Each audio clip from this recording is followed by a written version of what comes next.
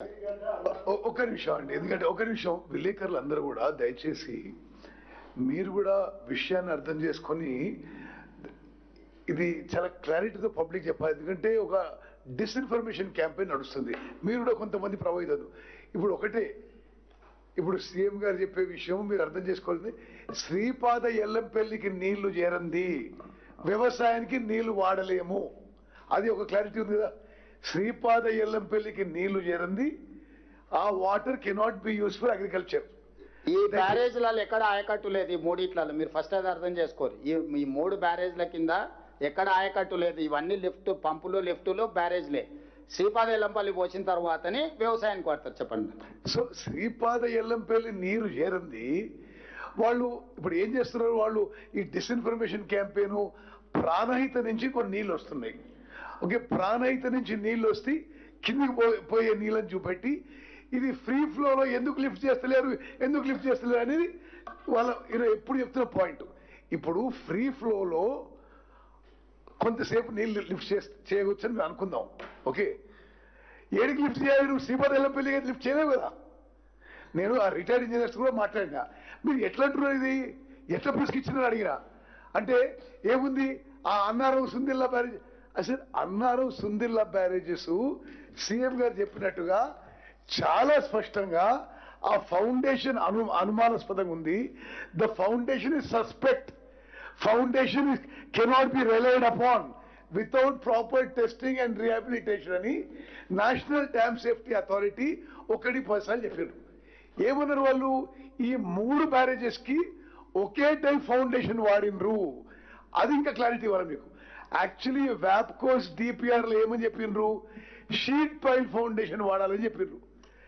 హరీష్ రావు గారు ఇరిగేషన్ మంత్రిగా ఆ ఫౌండేషన్ మార్చి షీట్ పైల్ ఫౌండేషన్ తీసేసి సీకన్ పైల్ ఫౌండేషన్ పెట్టినరు.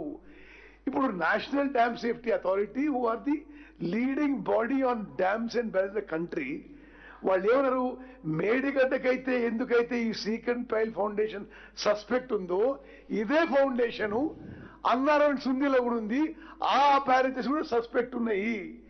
ఆ బ్యారేజ్ కూడా మీరు టెస్టింగ్ చేయండి, రిహాబిలిటేషన్ ఉపయోగించలేరు అని చెప్పినారు. వాళ్ళు ఎప్పటికీ కూడా ఆ ప్రాణహిత నుంచి వస్తున్న కొంత నీళ్ళని ఫ్రీ ఫ్లో చూపెట్టి ఇది ఫ్రీ ఫ్లో ఎందుకు లిఫ్ట్ చేయరు. అసలు 3 బ్యారేజెస్లో కూడా ఒకే ఫౌండేషన్ ఉంది. మరి అన్నిటికీ టెస్టింగ్ జరుగుతున్నాయి, అన్నిటికీ రిహాబిలిటేషన్ జరుగుతున్నాయి. మరి ముఖ్యమంత్రి గారి తరఫున నా తరఫున చెప్తున్నదంటే మాకే రాజకీయ దురుద్దేశం లేదు.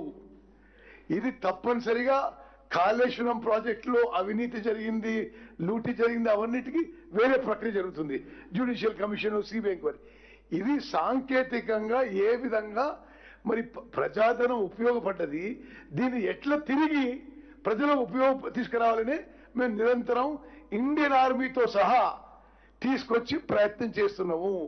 దాని భాగంగానే జాతీయ స్థాయిలో, అంతర్జాతీయ స్థాయిలో best possible most competent agencies ని తీసుకొచ్చి ఇప్పుడు టెస్టింగ్ ప్రక్రియ జరుగుతుంది. ఈ నెల టెస్టింగ్ ప్రక్రియ పూర్తవుతుంది. ఆ తర్వాత ఐఐటి బాంబేతో సహా దేశ విదేశాల్లో నెంబర్ 1 డిజైన్ కన్సల్టెంట్ ఈ రిహాబిలిటేషన్ డిజైన్ చేస్తారు. ఆ డిజైన్ చేసిన తర్వాత ఆ 3 బ్యారేజెస్ కూడా రిహాబిలిటేట్ చేసి, రిపేర్ చేసి ఉపయోగంలో తీసుకురావాలనేది మా ప్రభుత్వ ఉద్దేశం. టీం గారు ఇది డ్యామేజ్ అయితే దీన్ని యూటిలైజ్ చేయొద్దు అని చెప్తూనే తుమ్మిడియాటి నుంచి మళ్ళీ సుందిలలోనే ఎత్తిపోతాము, అక్కడి నుంచి ఎల్లంపల్లికి తరలిస్తామంటున్నారు. మరి అదే నర్సింగ్, ఇది తెలివి ఎక్కువతో మాట్లాడడం. మేమేమి ఇప్పుడు తుమ్మిడియట్టి రేపు నీళ్ళు తీసుకొచ్చి సుందిలో పెడతలేము. సుందిల్లో రిపేర్ చేసిన తర్వాతనే తుమ్మడియట్టి నుంచి సుందిలో తీసుకొచ్చే అవకాశం ఉంది. మేము తుమ్మడియట్టి నుంచి ఎల్లంపల్లి తీసుకొస్తామా, తుమ్మడియట్టి నుంచి సుందిలో తీసుకొస్తామా, మా ప్రభుత్వం ఫైనల్ డెసిషన్ తీసుకోలేదు. ఆ డిజైను, ఈ డిజైను, ఆ అలైన్మెంట్, ఈ అలైన్మెంట్ ఇప్పుడు ఎక్స్పర్ట్స్ కన్సిడరేషన్ లో ఉన్నాయి.